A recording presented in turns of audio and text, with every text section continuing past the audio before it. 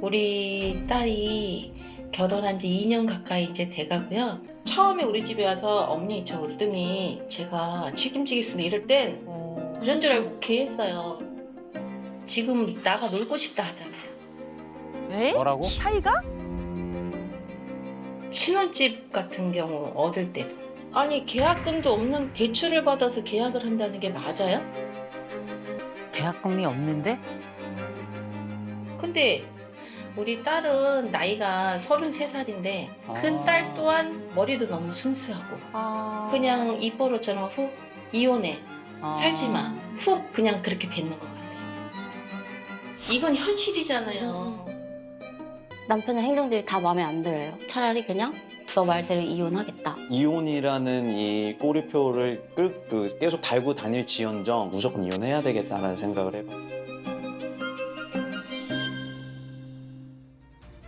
저는 경기도 광주 살고 있는 29살 엄성진이라고 합니다. 저는 34살 이의선입니다.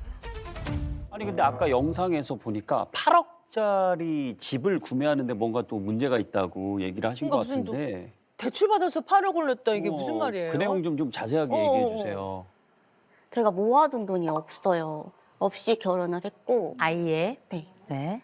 그래서 이제부터 좀 모으자라고 했는데 항상 하던 말이 내 집은 갖고 싶어 이거였었거든요. 그래서 원래 이제 지금 계약한 아파트가 청약이 나왔을 때 미분양 뜰 거니까 그냥 기다려라 라고 했는데 미분양이 떴어요. 그래서 그러면은 우리 그냥 구경이나 한번 하러 가자라고 해서 구경을 하러 갔다가 계약까지 하고 온 것 같아요. 잠깐 8억짜리면은 계약금도 굉장히 어느 정도 내야 될 텐데 계약금 어떻게 했어요? 계약서 쓰고 이제 바로 1,000만 원 정도 계약금 냈어야 되는데 그 1,000만 원도 없었어요. 그래서 그때 이제 빌려서 이렇게 누가 빌렸어요?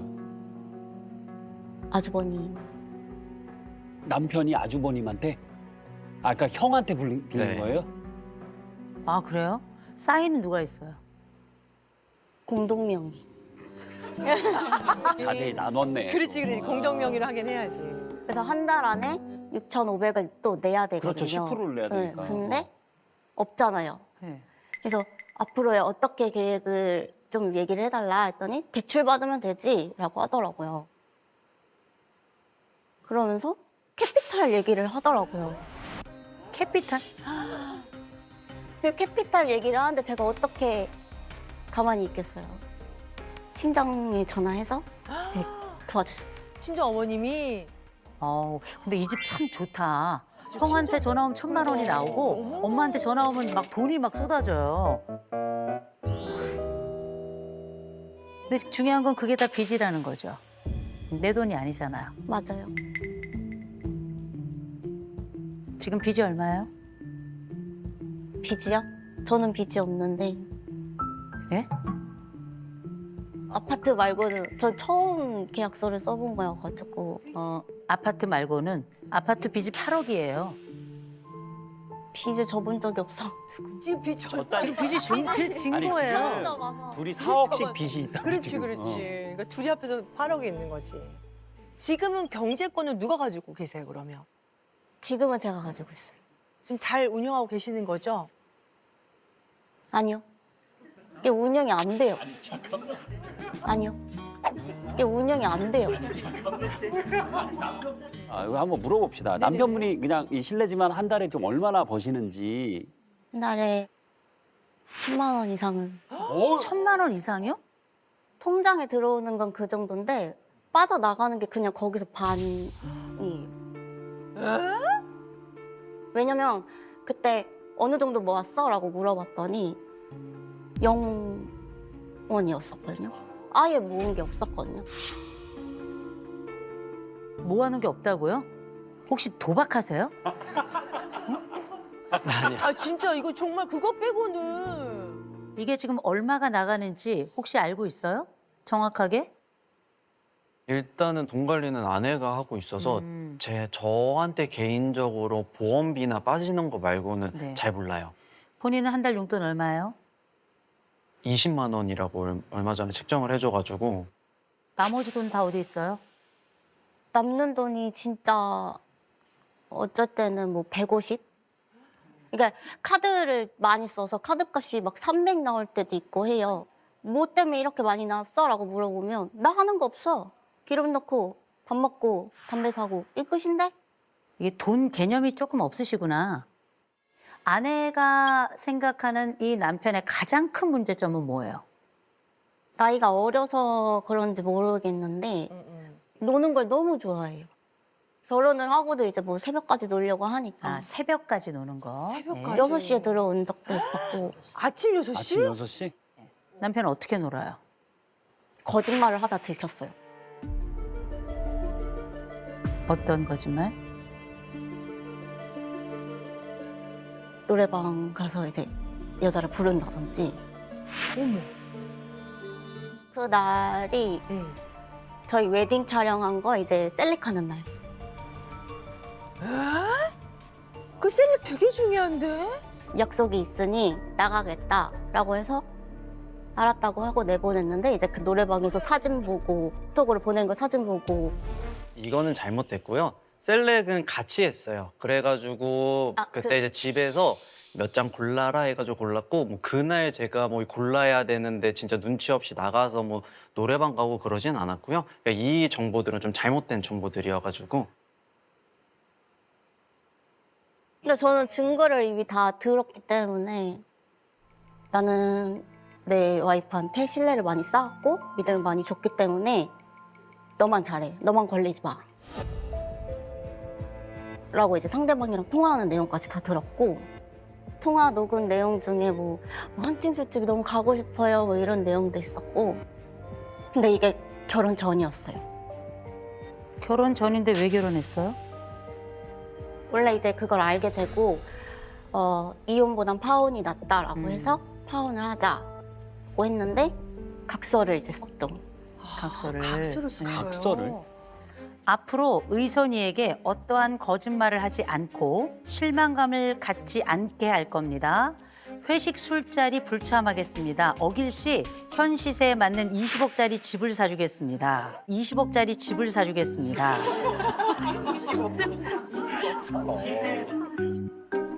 제가 볼 땐 이 각서가 거짓말이에요. 이 각서가. 왜냐하면 어떠한 거짓말을 하지 않고 이거 불가능하고요. 그럼요. 실망감을 갖지 않을 거다. 이미 실망했고요. 회식 술자리 불참은 어려울 거고요. 그리고 20억 이건 말이 안 돼요. 말도 안 되지. 응? 아내 얘기 쭉 들으면서 어땠어요? 조금 다르게 말을 하고 있다. 일단 사실 뭐 노래방 관련된 부분은 제가 간 것도 맞고 근데 이제 그게 뭐 회식이라고 하지만 간 거는 정말 잘못한 거니까 요거는 맞는데 나머지 뭐 아파트 계약부터 시작해서 경제권이 어떻고 요거에 관련돼서 사실 되게 말을 하고 싶었는데 그래도 좀 그러니까 아내가 조금 보여주기를 조금 그런 게 있는 것 같아요. 좀 사람들한테 과시하다. 예, 보여주는 게 있는 것 같아요. 그 나랑 나이대 비슷한 사람이 여기 계약하고 왔대라고 얘기를 하더니 아마 바로 다음 날인가 거기 상담 받으러 가자고 예약해놨으니까 이때 나오라고 하는 거예요. 이제 캐피탈 얘기도 친정이나 다 저는 손 벌리기가 너무 싫은 거예요. 책임 그냥 우리가 지자. 우리가 더 힘들어도 조금 더 돈을 어디서 빌려봐서 좀 더 최대한 해보자라고 얘기를 해서 그렇게까지 얘기가 나온 겁니다. 캐피탈까지 얘기 나온 예. 거예요. 그럼 그때 계약하기 사인하기 전에 이건 아닌 것 같아라고 딱 잘라 얘기하시지 그러셨어. 그러니까. 항상 의견들이 그냥 제가 딱 잘라 얘기를 하고 뭔가 얘기를 하면은 이게 싸움이 시작되고 끝은 이제 항상 아내가 이혼하자라고 얘기를 해버리니까 이혼하자라고 얘기를 해버리니까 제가 돈을 1년 동안 모았을 때 돈이 없었다라고 말을 한 거는 예를 들어 이제 백화점을 갔는데 아내가 춥대요. 뭐 겉옷을 안 입고 춥다고 가디건을 좀 하나 사달래요. 근데 우리가 뭐 흔히 말하는 뭐 10,000원, 20,000원짜리가 아니라 조금 이제 브랜드 있는 거를 이제 얘기를 하길래 그러면은 내가 아직 돈이 없으니 조금 더 돈을 모아서 차라리 더 좋은 걸 해주겠다라고 했는데 아니래요. 지금 백화점이 너무 추워서 지금 입어야 되겠다고 하고 이렇게 얘기를 해도 안 되니까 그래 내 아내 좋은 거 해주자. 그냥 이런 식으로 자꾸 하다 보니까 돈이 안 모여서 안 모였다. 예, 너가 지금 씀씀이가 안 좋으니까 이러지 않냐. 네, 제가 이제 두 분 얘기를 쭉 들으면서 어떤 생각이 들었냐면 아내 안 좋은 습관이 하나 있긴 있더라고요. 이혼해. 아니 남편 입장에서도 이혼하고 싶은 마음이 들 수 있었을 것 같은데 이혼이라는 얘기는 남편은 또 안 하는 것 같아요. 네. 왜 안 해요? 저는 책임감이라고 좀 생각을 하는 게 어우, 그러셨구나. 검사는 다른 말을 해요. 우리 성진 씨는 인내력이 6점이에요. 남편의 인내력이 지금 6점이고요. 위험 회피가 0점이에요. 위험 회피가 0점이라고 하는 건 불안이 1%도 없다는 거예요. 이 남자는 브레이크 없는 스포츠카 같은 사람이에요. 왕! 이렇게 달려가요. 이거를 붙잡을 수 있는 사람이 없어요, 사실은. 지금 자국 추구 점수가 74점, 꽤 높은 편이거든요. 자국 추구 점수가 높은데 지금 불안이 0점이죠. 그러면 책임감에 대해서 얘기하기 어려울 거예요. 아내 점수도 만만치 않다는 거예요. 아내는 기본적으로 자국 추구 점수는 낮아요. 그래서 안정을 추구하는 형이 맞거든요. 그때 이 아내가 불안이 99점이에요. 지금 이 집의 지표로만 딱 보죠. 그러면 남편은 위험 회피가 0점, 용이야. 아내는 위험 회피가 99점, 100점 가까이. 거의 전 인생이거든요. 공포 제로하고 공포 덩어리가 만난 거예요. 이게 지금 사회적 민감성이 아내는 98점이고요. 남편은 96점이에요. 이게 뭐냐면 다른 사람들에게 공감을 계속 받고 내 감정이 충실히 맞춰줘야 되고 그리고 나라는 사람의 사랑을 받아야 되고 이런 지표라고 보시면 돼요. 근데 이 둘 다 너무 간절해. 그런데 이 둘이 다 이런 부분을 채워줄 역량이 안 돼요. 역량이 안 돼서 아내는 맨날 외로울 거예요. 남편은 내가 원하는 만큼 내 아내가 나를 충족시켜주지 않아요. 여러 가지 면에서. 그러니까 자꾸 겉돌기도 하는데 그건 아내의 문제가 아니라 본인이 가지고 있는 약간의 기질의 문제가 조금 있기도 있어요. 그래서 제가 이 말씀을 좀 드릴게요. 약속은 몇 가지 해야 될 것 같아요. 새벽에 들어오는 거. 이거는 애들이나 하는 짓이에요. 네. 두 번째, 언니들 나오는 그 노래방은 안 갔으면 좋겠고, 네. 그죠? 아내에게 불안을 주면 안 돼요. 네. 아내가 지금 눈물이 들어갔다 나갔다 들어갔다 나갔다를 해요. 아내가 굉장히 마음이 약하거든요. 그냥 또 한 가지, 제가 어렵게 생각하는 지점은 이제 형들이에요. 형, 바로 그 형. 그 형하고 만나면 좀 줄이시는 게 좋긴 할 것 같아요. 네네. 한 가지 제가 아내에게 부탁하고 싶은 게 있어요. 이혼이란 말 하지 말아요. 진짜. 이건 굉장히 중요한 거예요. 두 번째, 두 분 공동 통장은 가져야 돼요. 네. 서로에게 좀 명확하게 서로를 알고 보이자. 그리고 미래에 대한 계획도 좀 세우셔야 돼요. 아이는 언제쯤 갖자. 그 사이 우리 빚은 요렇게 매해 얼마씩 갚아가자라고 하는 계획을 선명하게 서로에게 보여서 서로의 계획이 서로의 희망이 될 수 있도록 그렇게 갔으면 좋겠습니다. 자기야, 나는 자기 약속대로 내가 이렇게 할게. 이렇게 서로 다짐을 좀 해주셔야 될 것 같아요.